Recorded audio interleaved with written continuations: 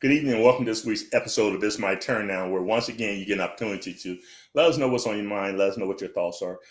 This month is Men's Health Month, and I have our special guest on, Dr. Eric Yancey, very dynamic physician in the state of Indiana, city of Indianapolis. So glad to have him on.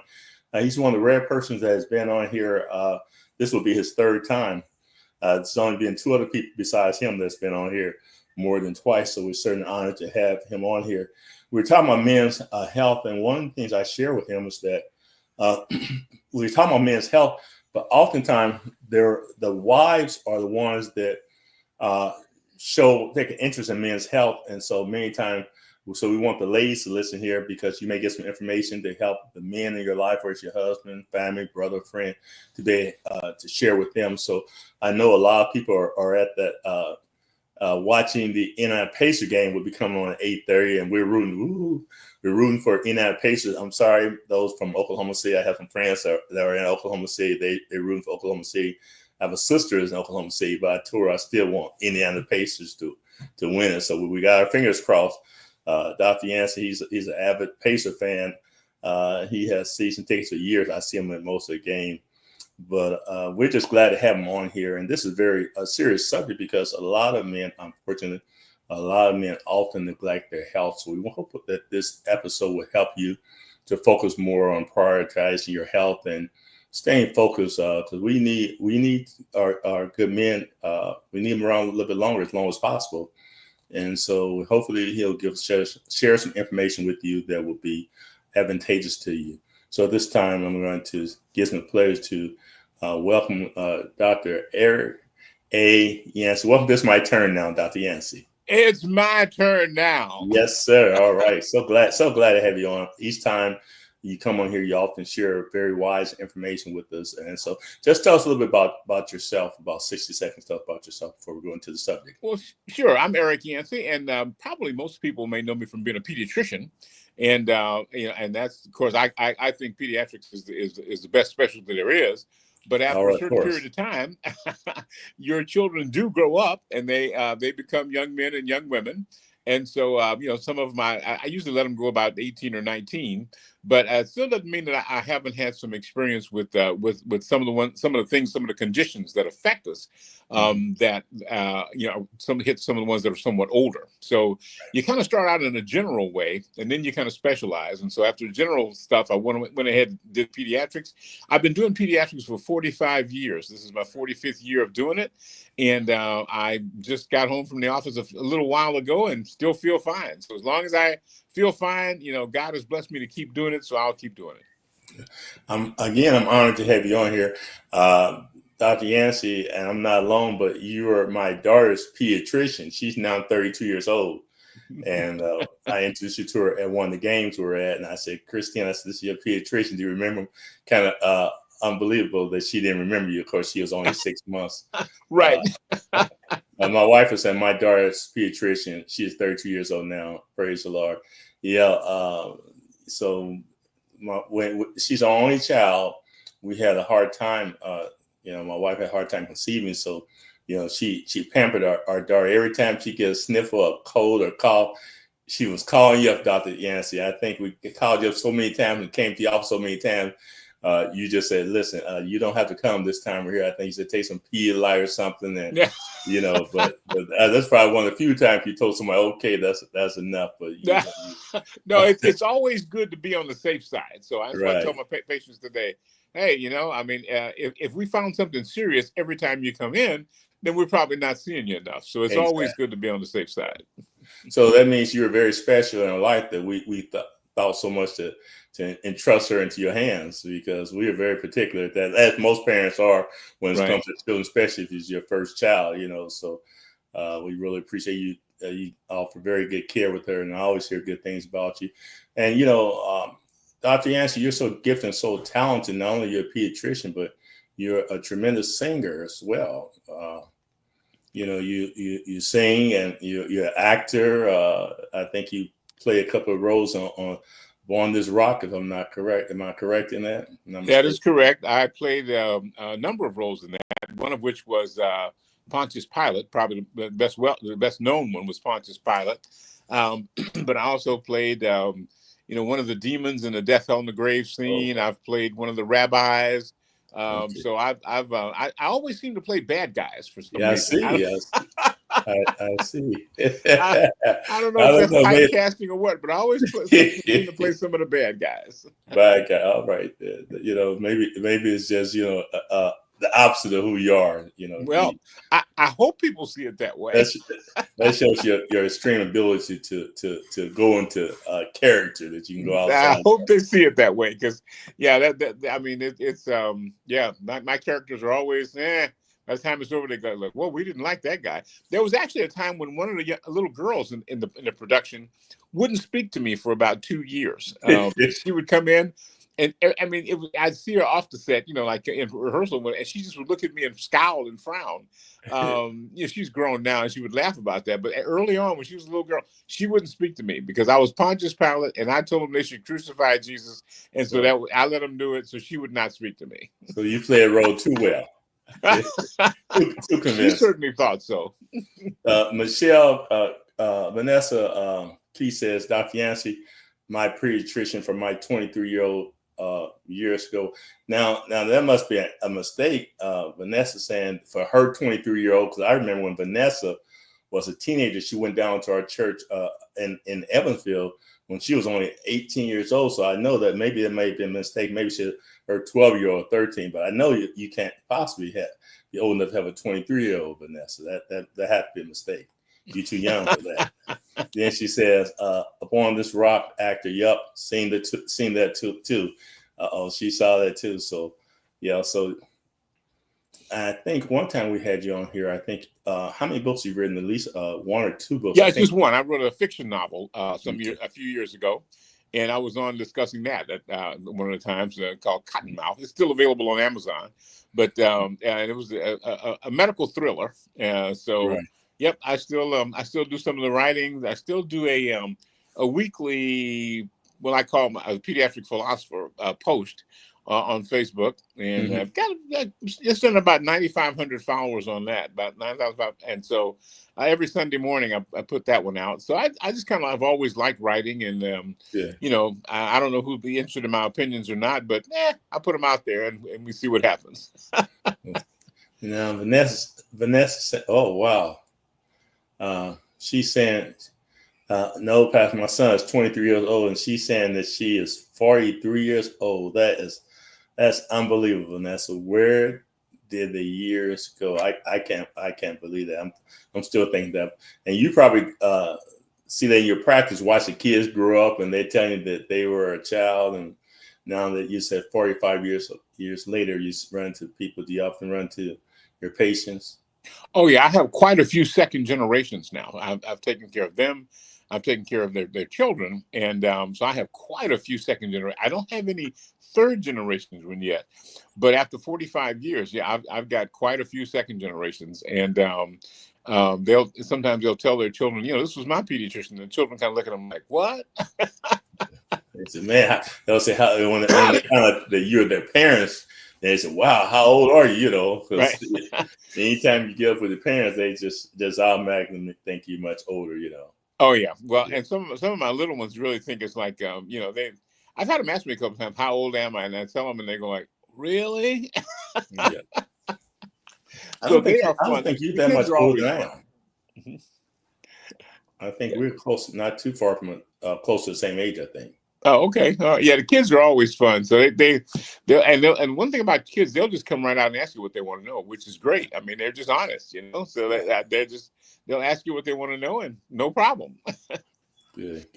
Okay, so, or somebody dealing with men's health, and like I was saying earlier in the broadcast, is that oftentimes when it comes to men's health, the women in their lives take a very, very pivotal role in their health. And I was sharing with Dr. Yancey how that, when I had my retina was detached, and I shared with my wife, and she encouraged me to go to the doctor, and I kept putting it off. The next day it got worse. She told me to go to the doctor. The next day it got worse till finally I went blind in my right eye. And when I finally went blind, then I called the doctor, And the doctor said, well, you should listen to your wife. Because you listen to her, your retina was starting to detach. It would not have detached completely had I not listened to her. So men out there, I'm telling you, listen to your wife. A man, listen to your sister, your girlfriend. A lot of times they are concerned about your best interest. And men have a hard time. You know more about that. Men have a hard time when it comes to going to the doctor, the physician. And why is that? Do you have any idea why that is, Dr. Yancey? Well, let me just go back a little bit. And historically, I mean, just as a race, as a people, we've had healthcare that was, in many cases inadequate. Now, I'm from the Deep South. I'm from Baton Rouge, Louisiana, and so what would happen is that we would, there were very few doctors that would actually see us. So many times things just kind of went that way. And oops, am I still on? Oh, okay. Oh, am I back? Okay, I think I might have lost you for a second. No, Am I back I now? was just letting. I just put your face on there so I could see your face all by yourself. Oh, okay, I see. So, but anyway, what would happen? Back in the deep areas of the Deep South, we didn't have any health care, and so you would just kind of come up with the home remedies and things like that. And I remember that it was deeply segregated, so only a few doctors we could even attend. And so the men in the family would be the last ones to attend to themselves. I mean, you certainly want to make sure your children were taken care of. In many cases, as the wives were delivering and having whatever concerns they had around deliveries and pregnancies, they were taken care of. So the men were kind of the last ones to really get thought of in that respect. I remember my dad had renal failure, and he had kidney failure. And they would just kind of see him and kind of blow him off and see him and kind of blow him off. So finally, he just went into florid renal failure, was passing out in the whole bit. And he should have been on dialysis, months and months before that, but they just didn't pay any attention to him. And so these are the kind of things you ran into at that point. And so, so historically, we just haven't had that much of a medical care. I mean, if you want to go really far back, certainly before my time, even if you go back and really read the Tuskegee studies, I mean, that was horrific that what went on. So we've kind of gotten the short end of the stick a lot of times. But if you fast forward, quite a few decades, you find that we're still not really seeking out the preventive care like we should. Now, there's a couple of reasons for that. But I think that one of the reasons, and I kind of wanted to get into this a little bit, and we can go back and forth a little bit with this if you want. One of the reasons is that society has painted the men as with this macho image that you're supposed to be. You're the macho guy, so nothing hurts you, nothing affects you, in the whole bit. And so, and if you are not that, and you are, quote, sickly, then you're just, not the man that you should be. And that comes across in movies and television shows and, and whatever. I mean, and the plots of the things. I have nothing against the big, Hollywood, movie star studs and whatever, but that's not everybody. And so, so they look at these figures and say, well, this is what I should be like. And so therefore, if I go and say, hey, I've got a pain or an ache, or this isn't working right, or I can't see as well, or I'm limping or whatever, then, you just need to suck it up and kind of do what you do. Well, that particular mentality kind of flows over into other things, and you end up not seeking the care that you should have. And I think that sometimes by the time you just can't go on anymore, then you're at a point where if you had gone in, a year earlier or 6 months earlier, or whatever, you would have had, a much better chance of a good outcome. So I think one of the first things we have to get, past is, this macho image that nothing's ever going to affect us. I think that's a dangerous and deadly image.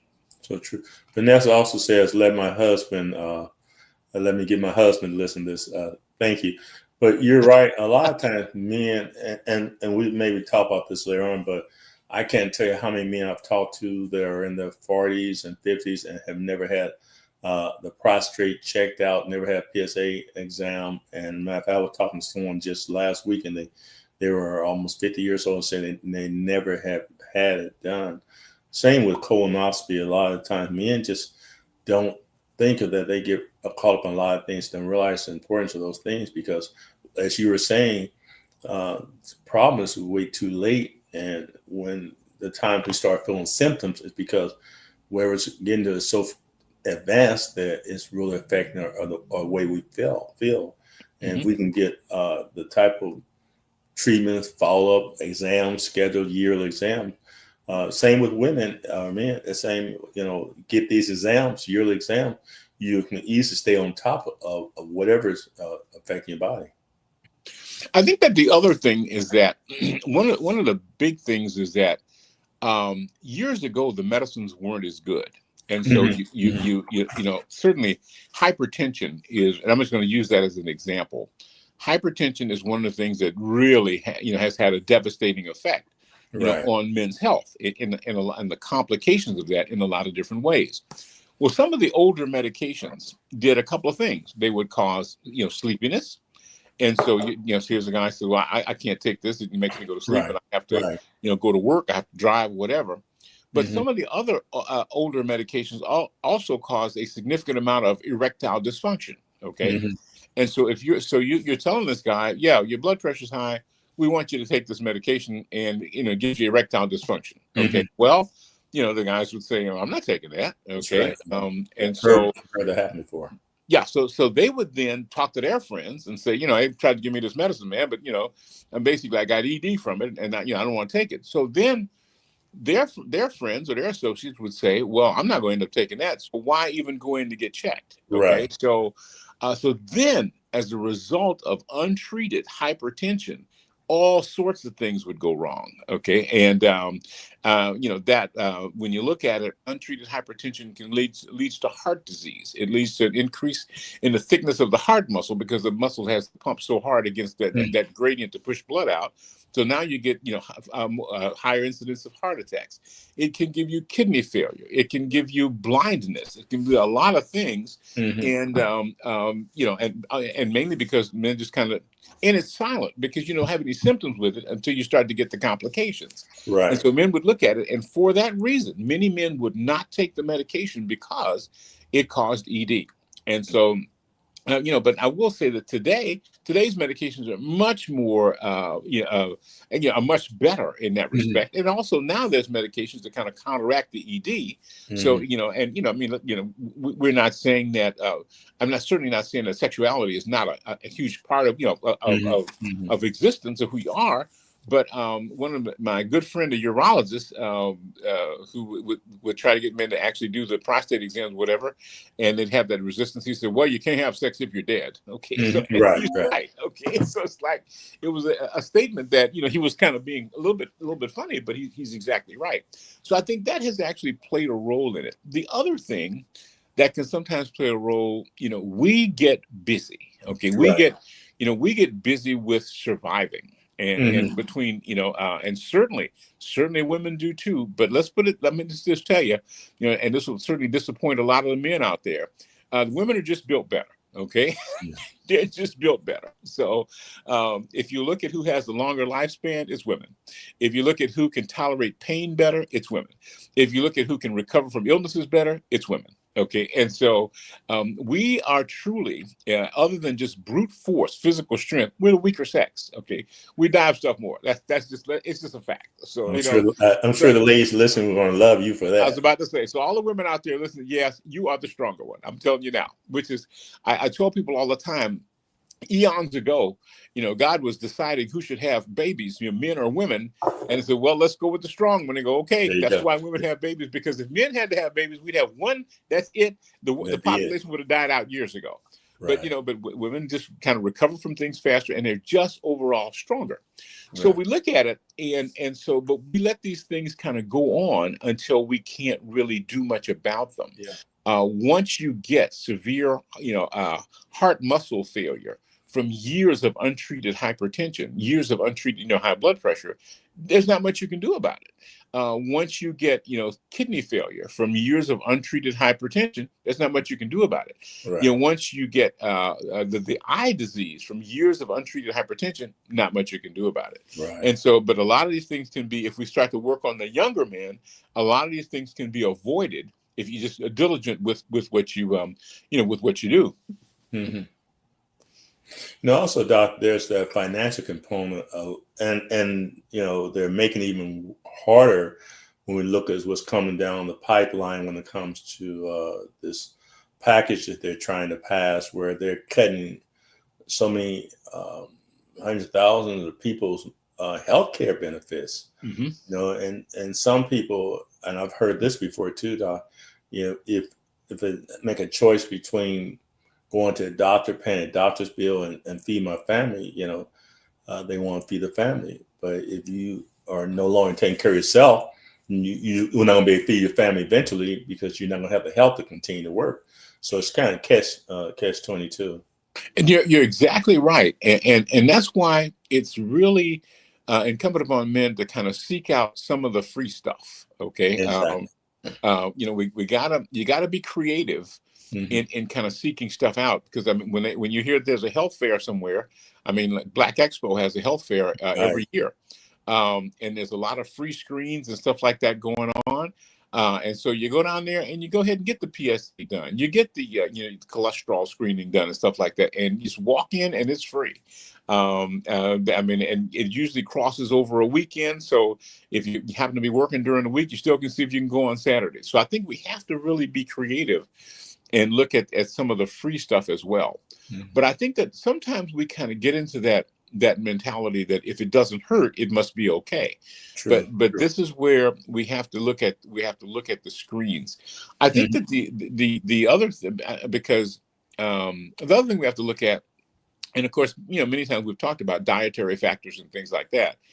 But I think now is the time to actually try and work on, and I'll just say, from a men's health perspective, the boys, to get the boys to actually entertain eating better diets, Right. because when everybody kind of learns to eat what they learn to eat, and I grew up, in the 50s and 60s and down in Louisiana, and there's a lot of greasy, salty, fat stuff, Right. and that's what I learned to like. I like it. So it's a little tough now to give me, a ton of asparagus and green stuff. Okay. I mean, I probably should be eating it, more, but I'll eat some of it, but it's kind of like, I never really learned to eat that kind of stuff. Right. And so it's a learned behavior. So I think what we have to do, we have to start looking at our younger boys.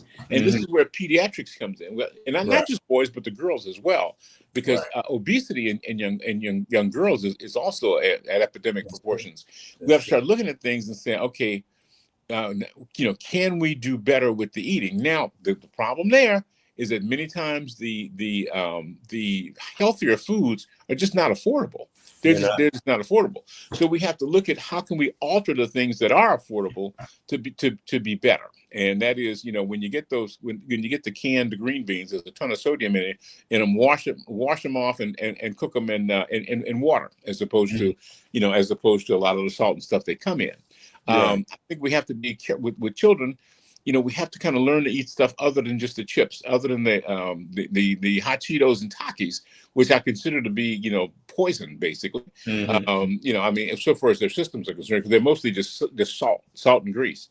And so I think we have to kind of start working on trying to come up with some methods of learning how to eat some of the foods that are going to be better for us. But I am not living in a vacuum. I certainly understand those foods are many times expensive, and it's tough to get, which is why I've been kind of advocating for food for grocery stores, so that you can get out with some of these food deserts or whatever. Because it's a huge problem of trying to find the healthy foods. But back to men's health. So our diets are, we learn to eat what we eat. That's what we eat. And so I think that the other thing is that exercise is a problem. Depending, many of us, we can't get up and go to the gym every day. Okay. We can't get up and go to the gym. What gym? Okay. So sometimes exercise is a problem as well. So, trying to plan around some of the things you can do with walking, even walking in place and stuff like that, all those things can help. But I think you've got to seek out the free stuff, seek out the easier stuff, and then kind of go for it. Also it's about prioritizing too. Let me see. Sister Walton says she shares. So I'm asking you, if you're watching this, please share it. Share, brother Hope. Eddie Hope says good information, Doc. Shirley says that's good. Seek out help. Being your own advocate. I think that we do have to, focus more on health. But I want to ask you, Doc. We know the young lady just recently died. She had stage 3 breast cancer, and she sought out holistic. So, can you tell us something about the balance between dealing with holistic and dealing with, the traditional type of treatments? Because I admire people, because a lot of people saying, well, I don't want these other traditional, they're not good for you.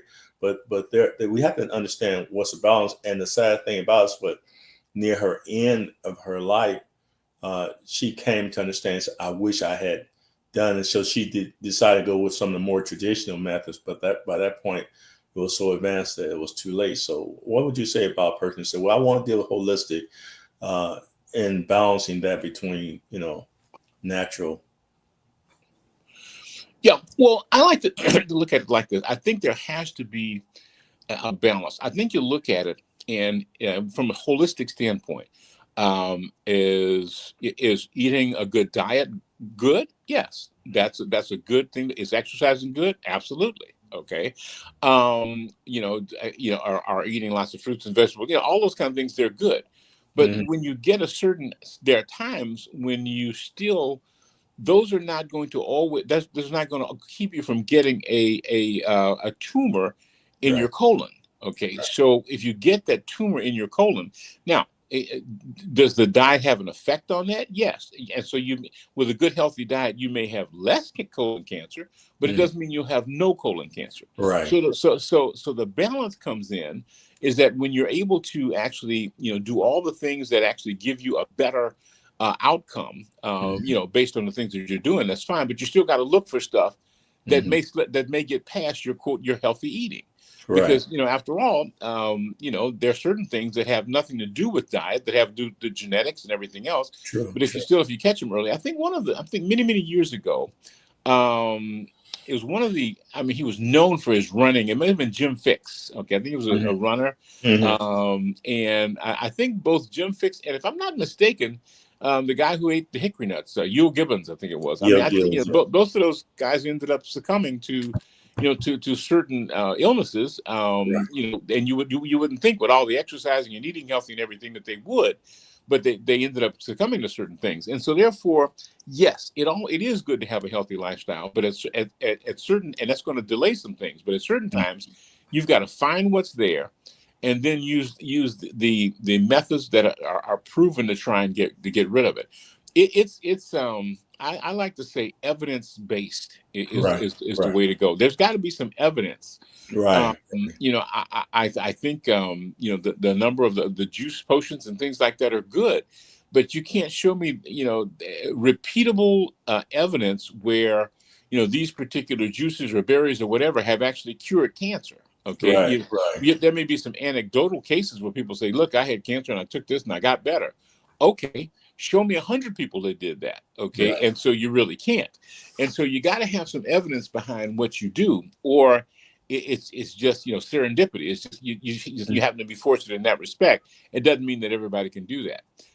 If somebody has a very bad headache, okay, we've shown that, taking one of the pain relievers is probably what they'll do. It's like, I'm going to go take some aspirin or some Tylenol or some Motrin or whatever. Okay, they'll take that. We've shown that that's effective in those situations over and over and over. But there are other methods that may work for somebody, but may not work for someone else. So I think you have to look at it, and you have to ask yourself, would this particular doctor that I trust, and I usually tell my patients that I trust, okay, why would they want to deliberately hurt me? But on the other hand, I try very hard to show the patients why this particular mode of therapy would work and why the other one may not. Healthy, absolutely. Get the rest, get the sleep, and the whole bit. but you still have to be checked out because there will be things that'll get past all of the healthy things you Right. can do. And if there weren't, then all the healthy people would be 110 years old and nobody would have any problems. So there are things that get past there. So, Doc, what about the person who says that some of these medications only mask the symptoms? They don't do anything to help it. They only mask it, and by masking, it doesn't actually address the problem. Well, I think that there's certainly in certain end stage diseases, there are things that we just do, we call palliative care, where we know you're too far gone now. We can't do much for you, so we'll just give you basically pain medications or things that kind of like cover it up, so that you just feel better as you slip it out of here. Okay, but on the other hand, no, there's very few recommended medications that are just going to hide things. And I would ask for people to tell me, give me an example of what you're referring to. And usually it's a misunderstanding of how that particular medication works. Okay. For instance, people will say, and I'm just going to use this one as an example. I'm not saying that people will say, well, I'm not going to get that COVID shot because, my friend got it and he got COVID anyway. Okay. Right. The problem is your friend didn't die from COVID. Okay. Mm-hmm. And so, it was never meant to keep you from getting COVID. It was meant to keep you from dying from it, Right. of enhancing your immune system. And so I think that sometimes there's just a general misunderstanding of how some of these things work. Right. And so then we end up feeling like it just kind of covered something up, but it was never meant to completely get rid of it. It was meant to keep you from getting as ill from it. Yeah, I remember we did have you on to talk about the COVID shot Mm-hmm. last time. One of the things too, Doc, is that you mentioned that there are some people that are predisposed genetically, like the young lady, I can't think of her name, from BET, who recently died of cancer. Her sister, who was a medical doctor, I was listening to her on today, where she was saying that she tried to talk to her about the holistic and also get traditional treatment. But not only that, her sister was a cancer survivor, but her mother was a cancer survivor and her grandmother. So you see 3 generations of pattern there, that I'm not saying that you automatically going to have it, but there's a high chance that you're going to have it. And I think people have to be aware of the factors and genetically in their family. There are some people that have certain diseases certain families have, and you ought to be aware of that. Well, I think you're absolutely right. I mean, I tell people all the time, if your last name is Yancey, okay, you are probably going to have high blood pressure. That's just the nature of it. I mean, pretty much everybody, in my family, had high blood pressure and the tendency toward, some certain degree of cardiovascular syndrome. So it was incumbent upon me to see if I can do as much as I can to try and avoid that. But I think that the other thing is that for many years, long before the tracing the family trees and all that, we kind of hid what people died from. That was and we would even whisper. I don't know if most of you people most individuals listening are probably not old enough to remember when cancer was almost like a bad word. Okay. Right. And certainly down in the deep South, it's like, Sister so-and-so died of cancer. Okay. Right. And it's like, oh, I mean, like it was something that, she or he did that was wrong, that gave them cancer. Okay.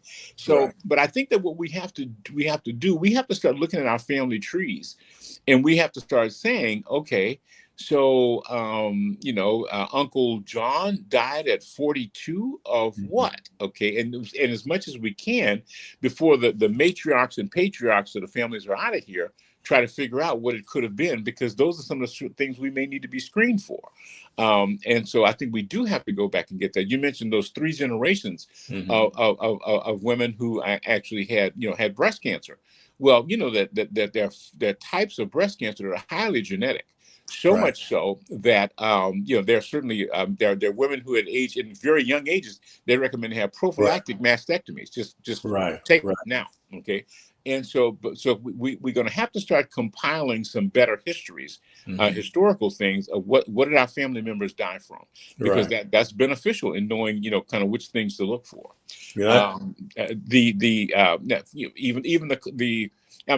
Certain types of lipidemia, of lipid problems, cholesterol problems, are hereditary, and in certain problems like that, no matter what you eat, you could eat hickory nuts and lettuce, and it's not, you're still going to have that problem. So the only way you're going to figure out, how to deal with it is to be screened for it, and then treated with certain medications that are going to help to lower that, or else your cardiovascular risk goes up. Your heart attack risk goes up. So, but the way you'd know it is to screen for it.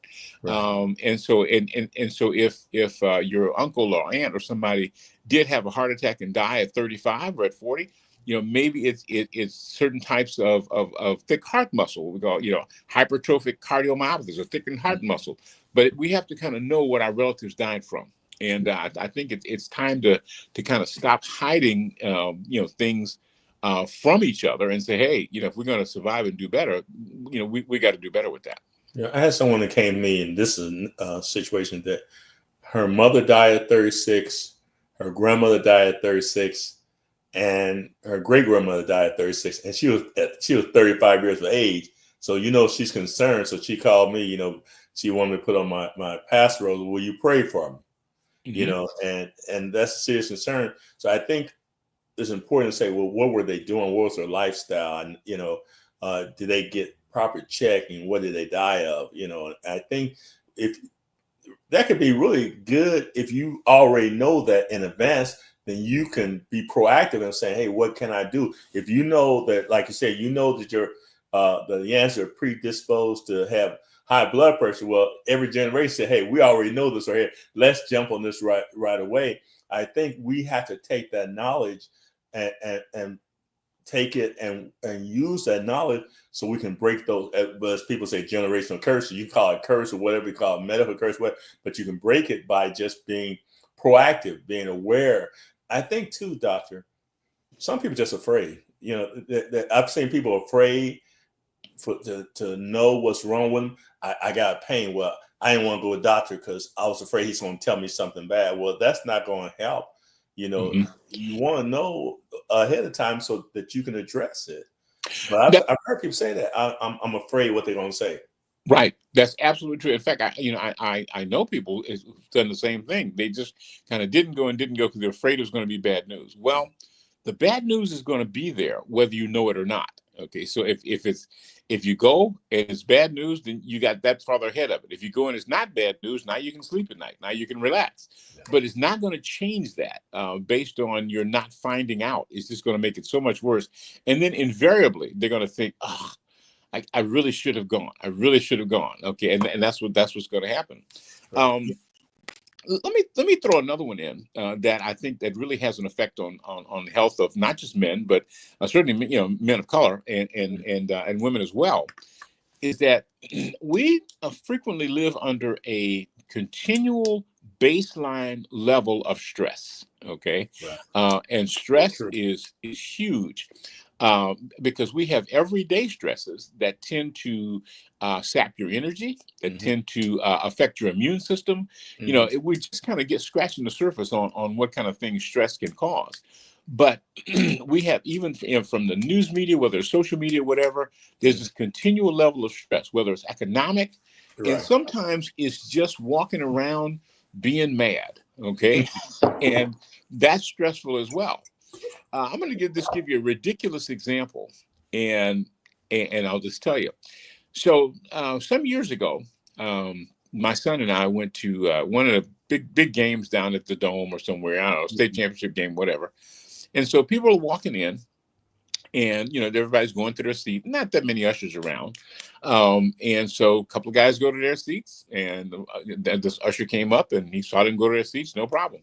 Couple of more guys come in, they got their beers with them, they go to their seats, no problem. A few more come in, no problem. My son and I go up there, and the guy turns and says, "These your seats?" And I go, "Yeah." And he says, "Can I see your tickets?" Yeah. Okay. So everybody goes in, and he asks for nobody's ticket, except mine. Okay, and mine and my son's, because where we were sitting, we couldn't possibly have tickets to there, right? Okay. And so he demanded to see my ticket, and he asked anybody else's. Well, it took me a couple of days to come down from how mad I was. Okay. Yeah. But that's an underlying stress that probably took maybe 15 or 20 minutes off my life. Okay. Yeah. So when you run into these things, when you watch the replays of Derek Chauvin's knee on George Floyd's neck, okay, that is stress. That's stress because you and I know that that somebody else may not feel that way, but you and I know that could be me on the ground. Okay, not only is it a horrific event, but it could be me. And so we deal with a lot of stress on a daily basis that sometimes other people don't have to deal with. And so I think that we have to have, which brings me to my next point, and that is that we have to not be afraid of seeking mental health, because that's been a real significant problem. Right. Because mental health situations can lead to physical health situations, and once again, we're behind the eight ball. So I think it's we have to look at what kind of stresses are we under, what can we do to potentially decrease those stresses, and I think recognize them is one of them. Now I look at it and go like, okay, I know this was a setup, but I'm not going to let this stress me out. Okay, yeah. I'm not going to let this stress me out, because it's things that we deal with stresses in everyday life all the time. I'm sure many times on the job, just interactions, whatever. You get these little, microaggressions, we call them, whatever. And those things the stressful things can add up. So I think we have to be cautious and conscious of that as well. I was watching news today where there was a young man downtown just yesterday, got into altercation with the police officer. He did not look threatening at all. And next thing you know, the officer shoots him with 3 rubber bullets, taxes him to the ground. You can see him punching him.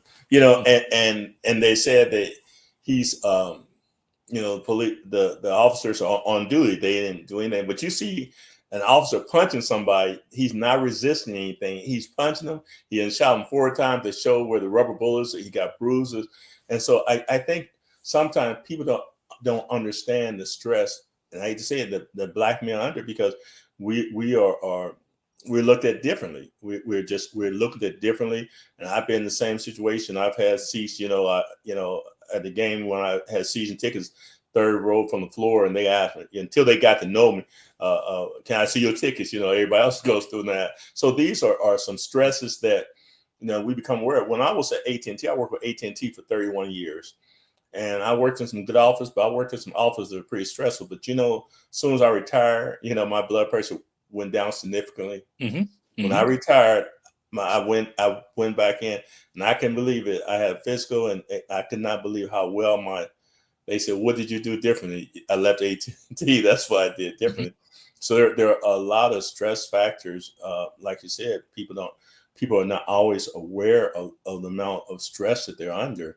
And I think we need to evaluate ourselves, what is stressful, and just take time to look at what's causing stress and try to minimize those stress levels in our life. And you're right. And sometimes it can be minimized. And sometimes it's very difficult to. When I, years ago, I mean, he's obviously grown and gone now, but I have a good friend. He's a white guy, okay, and we talked about it. And he and I would pretty much talk about anything.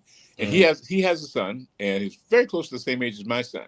He never felt the need to give his son the talk, okay, but I absolutely felt the need to give my son the talk. Okay? So now when my son leaves the house in the car, my level of stress is higher than his was, because he was, and so I think we have to also look at there are a lot of societal stresses that are certainly on Black folks, okay, that and that does have an effect on physical health. I will say this, and let me throw this in as well. I think it's also important to get as much sleep as you can. I think that what we're seeing now is a lot of our younger people are being completely sleep deprived because of the devices. Okay, we got devices. We got we're sleeping with the phones. We're sleeping with the iPads. And we're on those things all night. And that will affect your physical health. That will affect it can affect your blood pressure. It can affect your alertness, all sorts of things. So we have to look at the things. Some of the things we can't do anything about. I can't do anything about walking in a grocery store and and how I was treated there. I can pick another store, but still some of the same things may occur. But I can see if I can get to bed at a reasonable time and not stay on my phone all night. So I think we can look at. Yes, there will be disparities. There will be things that should be different than they are. So we have to look at what we can do. Okay, my wife is she's putting sleep, but she gets on me, tell me. My wife, one thing about her and her brother, anybody knows her brother, they go to bed early. My wife, we can have a house full of folks. She can say, "Well, y'all can stay as long as y'all want to, but I'm going to bed." She's gonna get Hmm. rest. And so, you're right. One of the things I learned too, Doc, is I know some people tell me they turn their cell phone off at night. Well, I don't feel comfortable turning my cell phone off at night. But what Hmm. I started doing was turning the ringer off and the sound down. So because I didn't realize that people want to text you early in the morning, thinking, well, they don't have the phone, or they'll send you something on Facebook Messenger. And so when I started turning my phone off, I realized, and turn the ring up, I realized I was able to sleep a little bit longer, because you don't realize that you're hearing this right here in your sleep, and it's affecting you. So I think that's something else that's good that people need to be aware of as well. Yeah, and I mean, in your situation, if somebody has an emergency, they're going to be contacting you. But the 15-year-old is going to be a rare instance where an emergency comes up in the middle of the night that the parent is not going to come get the 15-year-old and say, "Hey, Exactly. the house is on fire. I think we need to leave." And so they're not going to text them and say, "Look, the house is on fire." So we're looking at a lot of the adolescents and the young people who don't need to have that level of alertness, who still have it. And the problem with some of the sleeping with the phones and things like that is that your brain still stays awake to the possibility that it'll go off. Once it becomes very important to you, your brain doesn't let you go to a level of deep restorative sleep, because it's waiting for it to happen. And whenever I say that in the office, the kids look at me like, "Oh, he's nuts." I said, "Nope. Let me just prove it to you."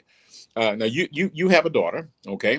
Mhm. And when your daughter was like 2 months old, Mhm. you and your wife could sleep through a freight train going through the middle of the house. Right. But as soon as your daughter said, you're up, okay?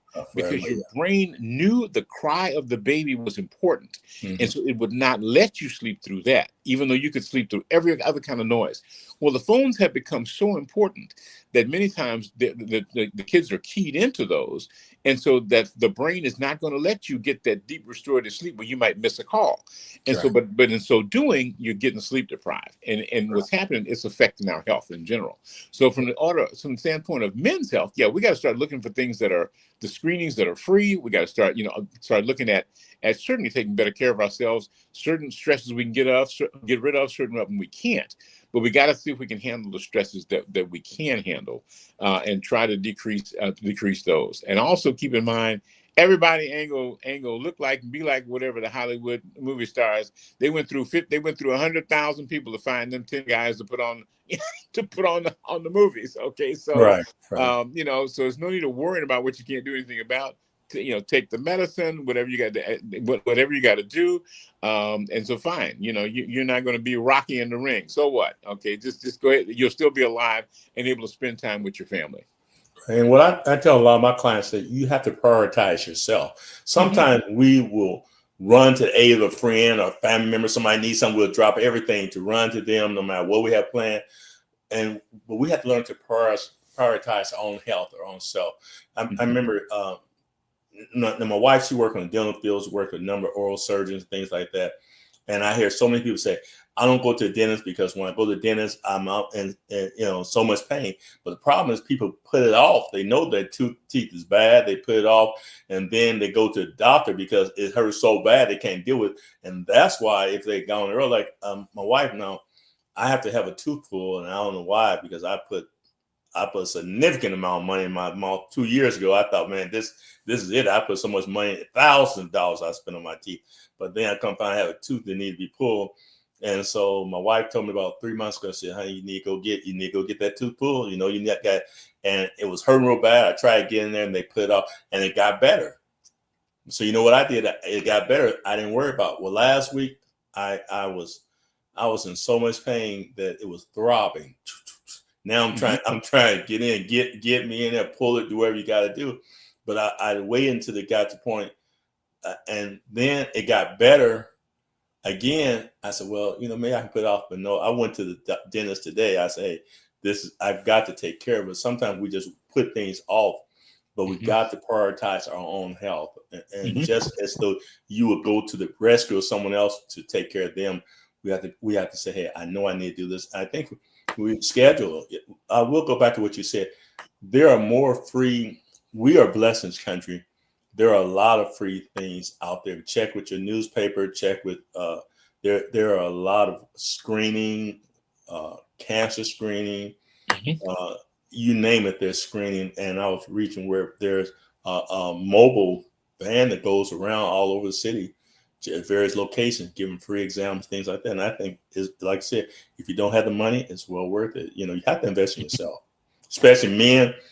You know, the men have to invest in themselves because men are dying. I, as you know, work as a counselor, I talk to people. As a pastor, I've talked to too many men that neglected the health and developed prostate cancer and said, I just didn't go, or colon cancer, because they never checked the colon. Mhm. And I remember first time I had my colon checked was I was 38 years old. My doctor, Dr. Berry, Ernest Berry, I don't know if you remember Dr. Ernest Yeah, Berry. sure do. Dr. Ernest Berry, and I not only was he my doctor physician, we had a good relationship. He invited me over his house for dinner. You know, he and his wife invited me over to the house for dinner. That's the only doctor that invited me over. So if you want to invite me over, Dr. Yancey, if you want to invite me over or just take me out, you know, hey, I appreciate it. But he and I Okay. had such a good relationship. And so I was living in Evansville at the time, and we were having a conversation. He said, by the way, did you get your colon check? I said, no. He said, you know, you're 38 years old. You know, the statistics are different for African American men than they are for non-African American men. He said, you need to go check. So I went to my doctor in Evansville, and I said, doctor, I said, I like to have a colon, you know, colon. He said, oh, you too young. You don't need to have it. You too young. You don't need to have it. So I didn't get it. A year later, so Dr. Berry and I was talking. He said, by the way, he said, how did your colonoscopy turn out? I said, I didn't get one. My doctor told me that I didn't need to get one. He said, you need to tell your doctor that you need to get a colonoscopy. So I went and I told my doctor. He was adamant opposed against it, but I was so adamant about it that he said, okay. I went and I had my first colonoscopy. I had like 9 polyps. Yep. Mm-hmm. Now, if I had listened to my doctor, Mm-hmm. then I would have been in bad shape. So we have also, men, we have to be proactive too. And if you think there's something wrong, get a second opinion. Don't always accept it, because sometimes people can be, you know, no one should be more concerned about your health than you. And unfortunately, every doctor is not going to be as concerned about you as they should be. If I had listened to that doctor, I would have been in bad shape, you know. Mm-hmm. So I was fortunate that he was a friend, a family doctor, and he encouraged me. He said, "Hey, you do it." Mm-hmm. Yeah, I think that, and certainly there are doctors who, you know, I mean, who have different levels of skill based on us. I mean, there are certain things that are different about African Americans that that, I mean, certain medications don't work as well. Certain blood pressure medications don't work as well. It's not just a one size fits all. So you really do want to get. There's studies that show that African American people tend to actually have less complications with African American doctors. Yeah. Okay, and that's not to say that, you know, the other doctors don't know what's going on, but we actually live it, and so Mm-hmm. you know, we live it. We actually have studied it. There are certain things that are certainly in Black children that are more common than you see in white children, and you know, I've seen Black kids for 45 years, and white Right. ones too, but I've seen them for a lot of time. And so, yeah, we want to. You have to advocate for yourself. If you feel like something isn't right, you have to make them tell you why their opinion is right and show you evidence of why it's right, as opposed to your opinion. I think that there are far too many times we just get blown off. It's like, you don't need that. Okay. And then, like, well, what do you mean you don't need that? Okay. This is what and get your evidence, you know, get it together. You know, talk to people and say, okay, what reference do you have on that or whatever? Because I like to be able to tell the parents, for instance, I want us to be on the same page. After we finish up, I want us to be on the same page. And if you still don't understand why I'm recommending something, then I haven't done my job well enough Right. to get you to understand it, because this is why I'm recommending it. So I should be able to explain that on a level where we're on the same page. But if not, you know, I think we have to start. You're exactly right. We have to advocate better for ourselves. We really do. Vanessa said this. Vanessa said this is good. Then Sister C said, true. One of the things that I think is so important too, and it's a fact, Now, it's a kind of catch-22. A lot of African Americans do not like to be in test studies because they feel like, they think of Tuskegee Institute. But the problem is that the blood pressure medicine, a lot of the sampling that they do for these drugs, they're non-African Americans. So the results are going to be different for many times for African Americans. And so we do need more African Americans. Just have to decide which one you feel comfortable with, but to be a part of some of these tests so they can have a sampling of how it affects African American men as well, because some drugs will just affect us differently. Yes. There are drugs that affect you differently. And so, and then also too, when, Dr. Berry was my go-to guy, anytime I had anything, he'd tell me, when it came to some medicine, I'm very reluctant to take certain medicine. He said, but you're a bigger guy. He said, now, because you're a big guy, some medicine you can take a stronger dosage because of your weight, because the tests are, when they tell to take 1 or 2 tablets, they base it upon certain weight criteria, certain height criteria, and certain dynamics like that. So, you have to take that in consideration. Yeah, and I think the other thing we have to keep in mind is that yes, it would be very difficult. I'm not saying it couldn't have, but it'd be very difficult to do something like the Tuskegee situation today because we're in the room. We're in the room now, okay? And we weren't in the room then. And so when I talk to parents about immunizations and vaccines and things like that, I'm going like, no, we're in the room now. And so, I wouldn't have any reason to, I'm not profiting from these vaccines, but I'm just saying your baby needs that. And so it would be a lot harder now to actually pull off some of this stuff. So but now we're looking at situations where when we don't get the care, for those who would kind of not want to see us do well, we're doing a job for them. We're actually doing it for them. Also people have like My Chart. Now, My Chart is so good because you can keep up with your health.